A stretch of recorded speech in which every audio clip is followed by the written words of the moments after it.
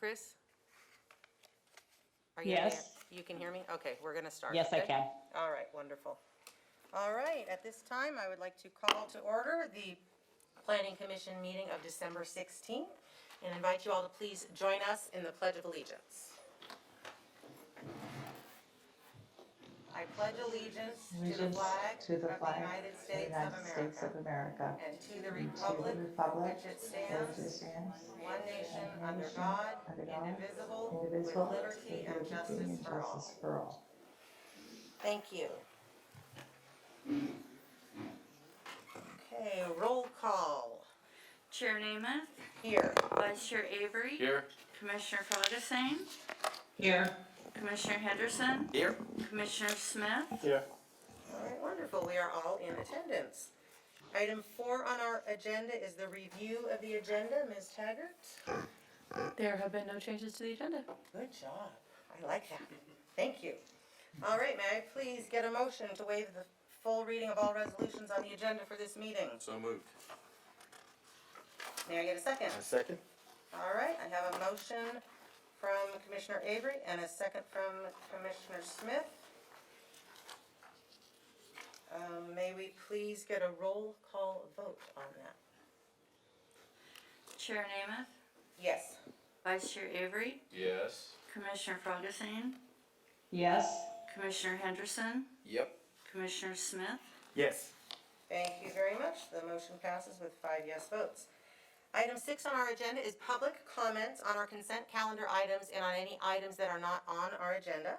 So if you are here to speak to our consent calendar, which is the approval of last month's meetings, or anything else that is not on our agenda, please come forward and state your name, and you will have 3 minutes to speak. All right, seeing nobody, that moves us on to item 7, our consent calendar. May I please get a motion to approve the minutes? So moved. A second. Oh, no, I don't know who to write down to that. Lynn, I'm leaving that one up to you. We have a motion from Commissioner Avery Fragasanes and a second from Commissioner Smith. May we please get a roll call vote? Chair Namath, Yes. Vice Chair Avery, Yes. Commissioner Ferguson, Yes. Commissioner Henderson, Yep. Commissioner Smith. Yes. Thank you very much. The motion passes with 5 yes votes. That brings us to our public hearing section and our first public hearing item. Ms. Taggart.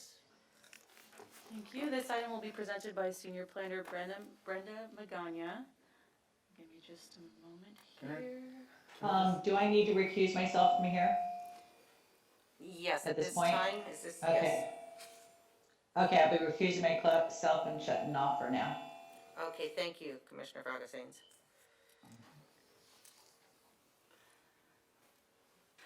Good evening, Chair and members of the Commission. The item before you tonight is General Plan Amendment 21-004 for the 2021 through 2029 draft housing element. State law requires each city to adopt a general plan to guide land use and development. Among the various elements of the general plan is the housing element, which establishes policies and programs for maintaining and improving existing housing as well as accommodating development of new housing to meet the city's assigned share of housing needs under the Regional Housing Needs Assessment, which will be referred to as RANEP for the remainder of this presentation. The housing element must be updated every 8 years and must be reviewed by the California State Department of Housing and Community Development, referred to as HCD for the remainder of this presentation, for compliance with state law. The housing element for your consideration tonight is referred to as the 6th cycle and covers the span of 2021 to 2029. Sorry, I'm catching my breath here.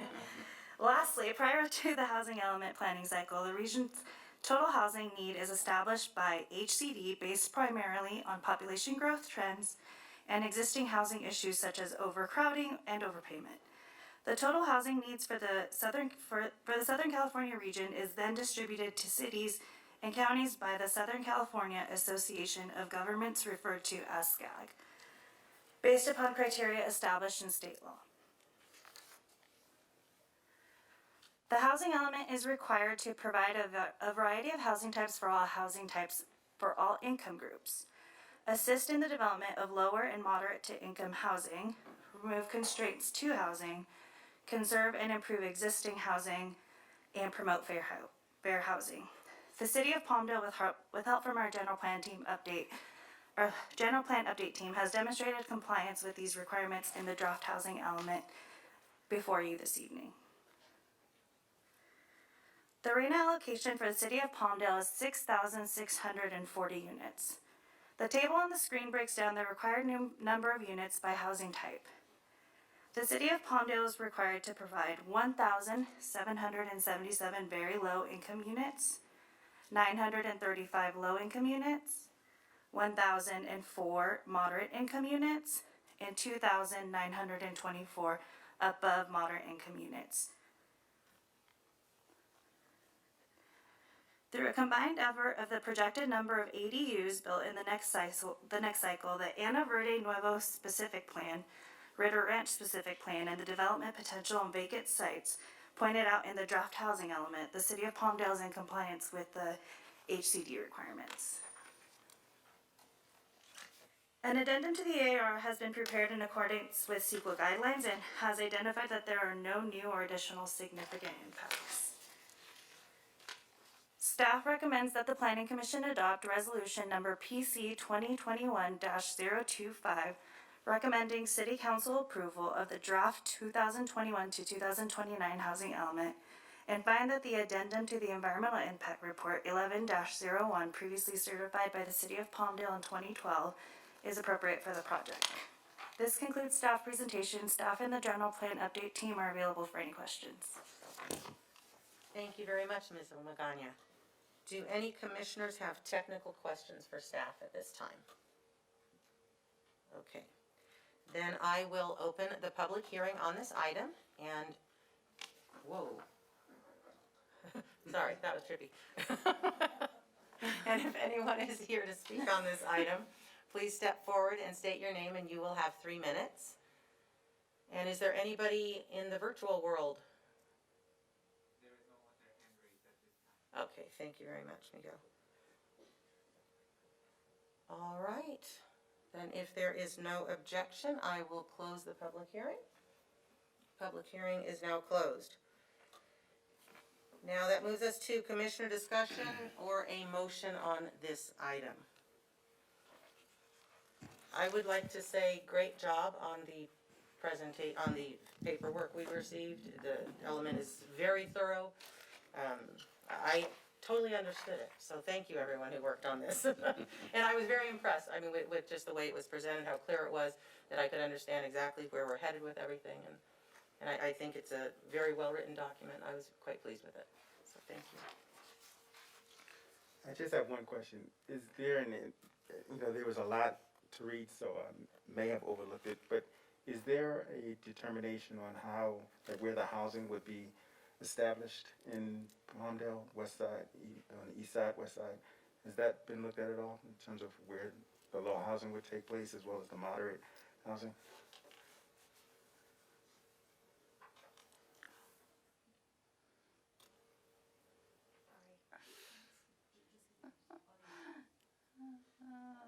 Just go ahead and push that button. So our general plan update team and our housing specialists put together a map and in the housing element update, and they're available on the line for any specific questions as far as location. Thank you. So Veronica, can you go ahead and fill that one, please? Yes. The housing element actually identified, is consistent with the proposed general plan and identified areas where housing could occur. And we primarily focused on future housing, or at least the near-term development in the area where there is a long transportation corridor in the downtown area and where there is existing infrastructure. So, but in terms of the lower income, it's not exactly intended that the city will be building all those low income. It's just that it's an indication that at the density that's provided in the general plan, that density is feasible to facilitate and accommodate lower income should there be interest in funding to provide for it. Thank you. Thank you very much. Thank you, Veronica. I'd like to make a motion then. Move to adopt resolution number PC 2021-025, recommending city council approval of the draft 2021 to 2029 housing element, direct city staff to make minor revisions to the adopted housing element if required by the California Department of Housing and Community Development prior to certification, and find that the addendum to Environmental Impact Report 11-01 previously certified by the city of Palmdale in 2012 is appropriate for the project. Thank you very much. I have a Second. motion. And, okay, I have a motion from Commissioner Avery and a second from Commissioner Henderson. Any discussion on the motion? All right, then may I please have a roll call vote? Chair Namath, Yes. Vice Chair Avery. Yes. Commissioner Froggatt, oh, I'm sorry. Commissioner Henderson Yes. and Commissioner Smith. Yes. All right, let the record reflect the motion passes with 4 yes votes with Commissioner Fragasanes recused. Thank you. Welcome back, Commissioner. Thank you. And that will bring us to item 9, staff communications. So if you will recall from our last meeting, we had a bunch of new planners that I wanted to introduce to you all. So there was one that could not make it because she's very busy doing school while she's working right now as well. So this is Vanessa Diaz, and she is our planning aide. So she helps Beverly at the counter and on the phones, and you will see her face all the time if you come into our building. Welcome. Thank you very much for coming out, Okay. Vanessa. Nice to meet you. Okay, and I do want to say that we are starting to kick off our zoning ordinance amendment that is going to follow closely behind the general plan update. So you're going to start seeing some flyers and some meetings, and so I'll be spreading the word about getting some input on our comprehensive zoning ordinance update as that information becomes available. Okay, and then also in our agenda tonight, we do have a presentation by the Ritter team who is looking to do some development here in the city. So I'm going to turn it on over to them. All right. All right, I would like to welcome you all here this evening. You're like well, we have a big audience over here too, but you're like overweighing them. And I do just want to make a point to anybody watching out there that this is not a public hearing. This is informational purposes only. No action will be taken by the commission this evening. And this is just courtesy to get an update on what you're doing and for you to keep us abreast of that. So we will not be taking any action on this item.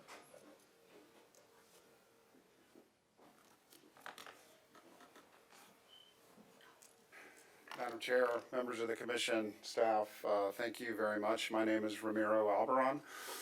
I am a senior executive with the company of Preston Hollow Capital. We are the sole owner of Ritter Ranch, and are very excited to be here tonight because this continues the legacy of our company, which is to invest with community partners across the country. Just a very brief overview of who we are. We're an investment company.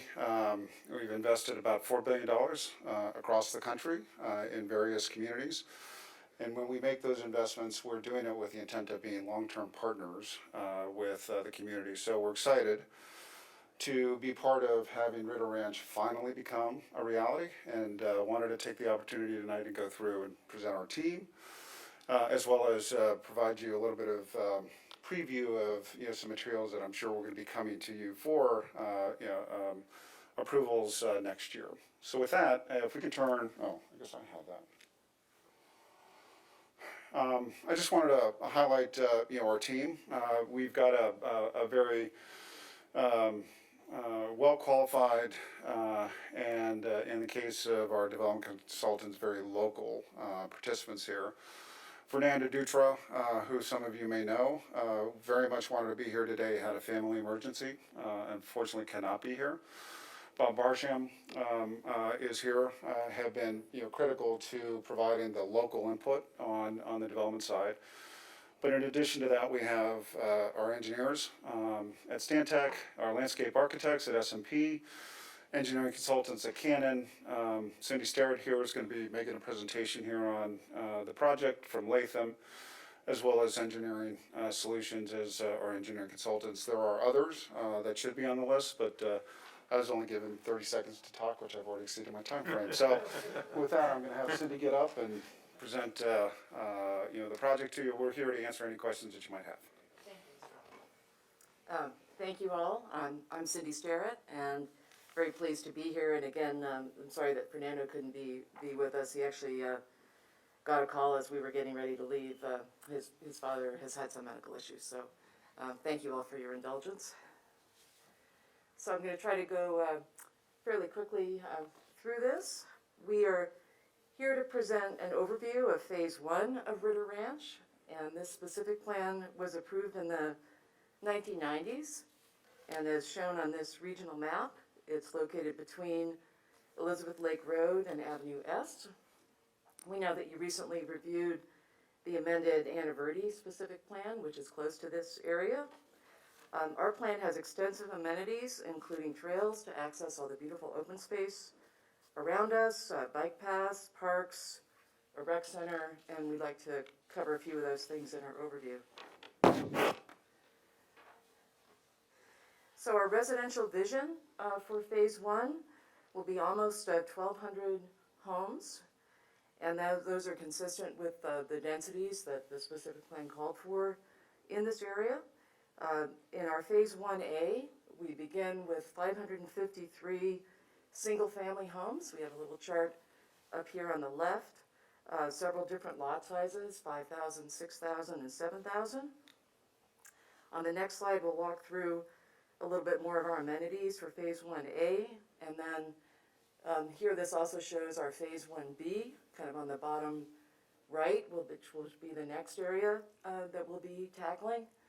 And then this also shows an overview of our amenities, including the future recreation center, kind of where you see Phase 1A, those words. Above that is the intersection of Ranch Center Drive and City Ranch Road, where our recreation center will be.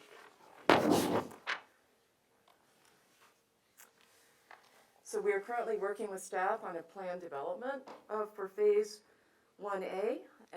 That includes development standards, it includes timing for the delivery of the amenities, it includes our community entry, and I'll show you that one on the next slide from Elizabeth Lake Road.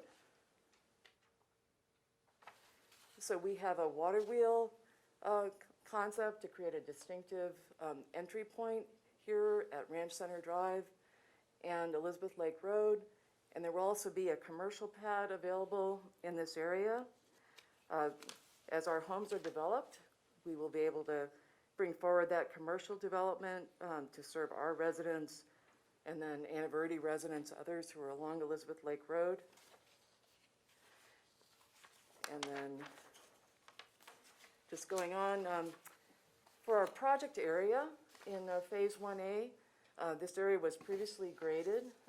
In fact, you can see on this aerial photograph, there are actually pads that were graded on the prior phase of development of the project.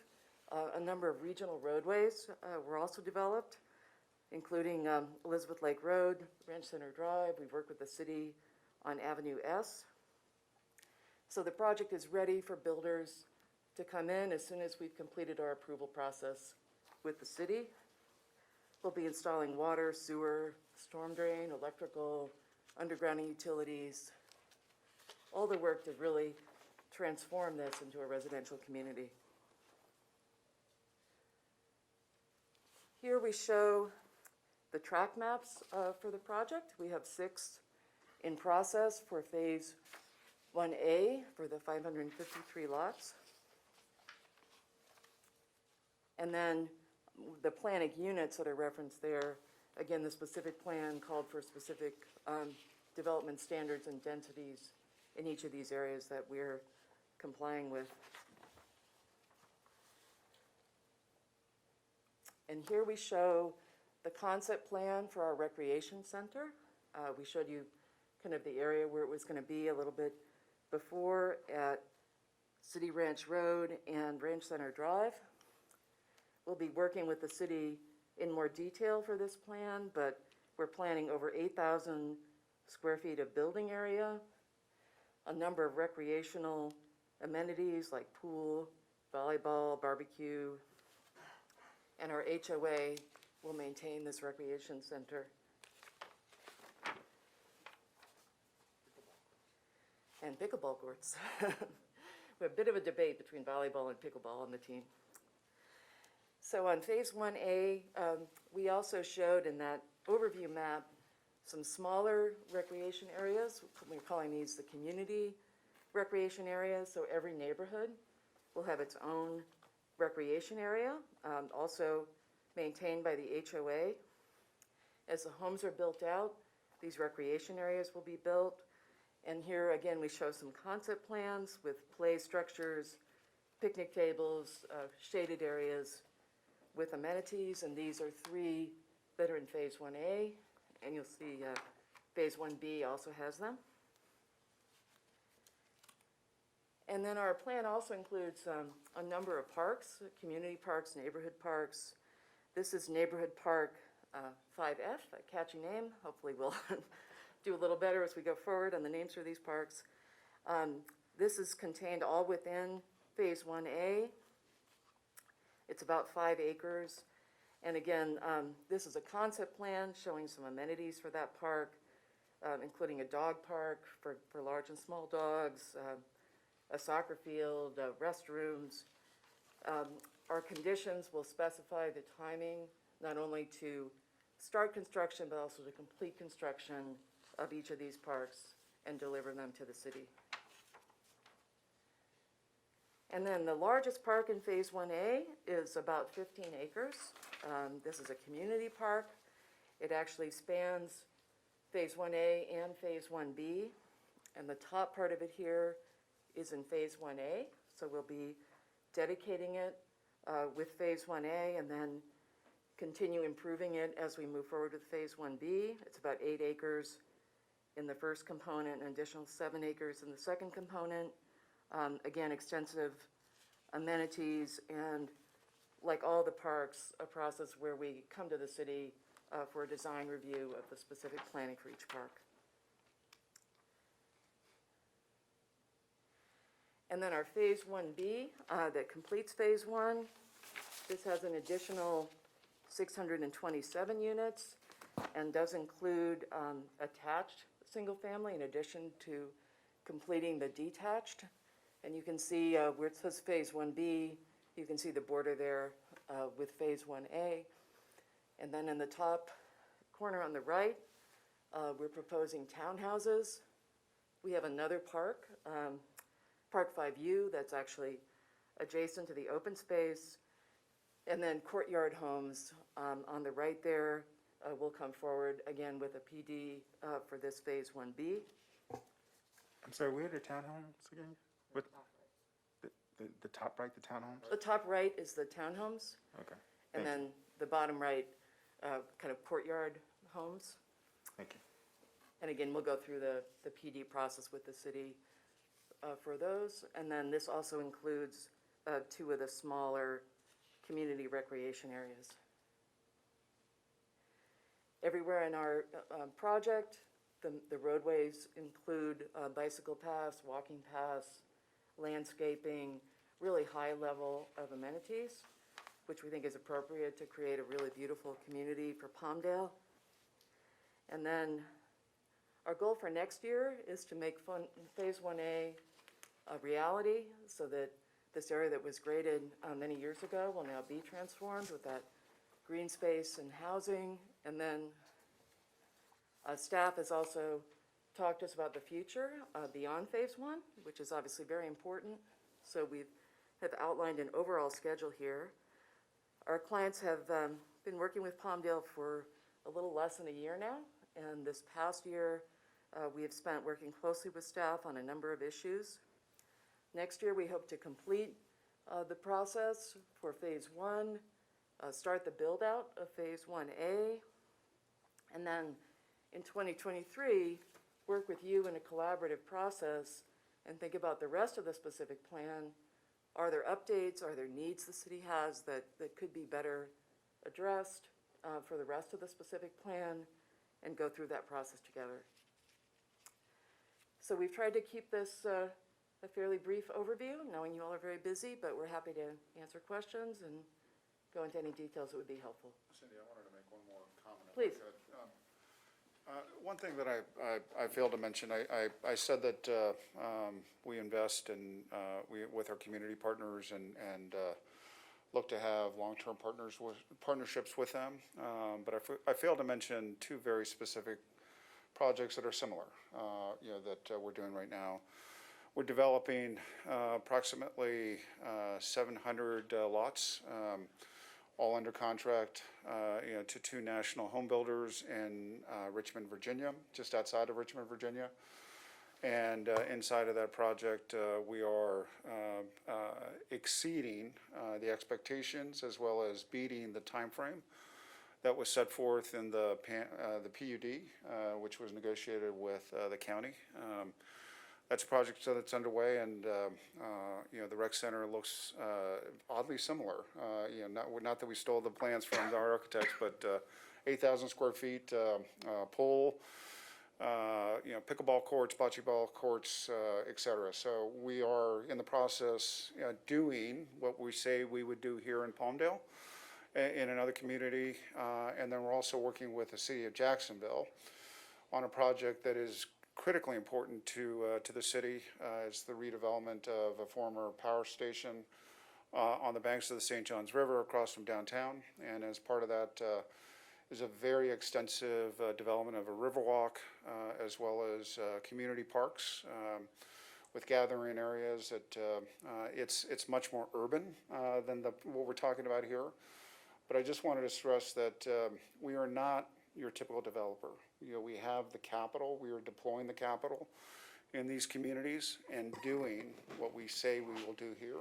So we come with that background that I just wanted to stress to you, because I think it's important for you to understand who we are as a company and what we're doing in other parts of the country.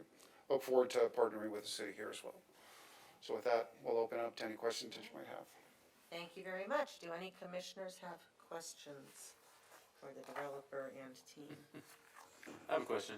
So, originally, I know there was supposed to be a golf course there. Is that dead? So for the remaining areas of the specific plan, that golf course area is included in those areas. So we're definitely going to re-examine the golf course and see if it makes sense. Once phase one goes, we think people really believe Ritter Ranch is real again, and so that's our focus right now. But we certainly need to think about the golf course in the future. So that land is still available? It is. It's still controlled Okay, by Ritter Ranch. Yeah. good. Because we need another golf course out here, in my opinion. We look forward to that discussion. Thank you. All right, any other questions?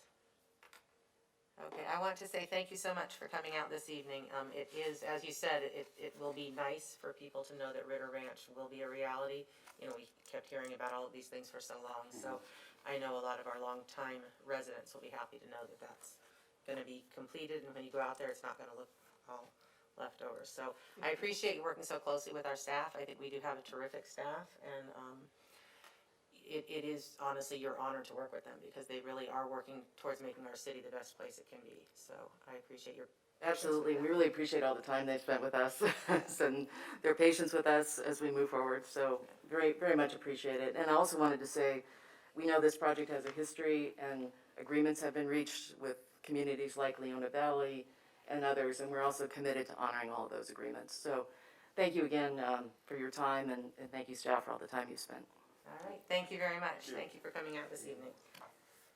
All right, that will bring us to item 10 on our agenda, Planning Commission Communications. Do any of the commissioners have anything to share? All right, well, I would like to say firstly, welcome, and good job today, Brenda. We didn't scare you away or anything, so that was good. And thank you, staff, for getting us out here every month and pulling everything together. And Merry Christmas to everyone. Happy New Year to everyone. We will see you next year. And thanks for joining us, Christine, way out there in Thank Seattle. you. I appreciate it. So with that, I Thank you. shall adjourn our meeting to the regular planning commission meeting for Thursday, January 13th at 7 PM.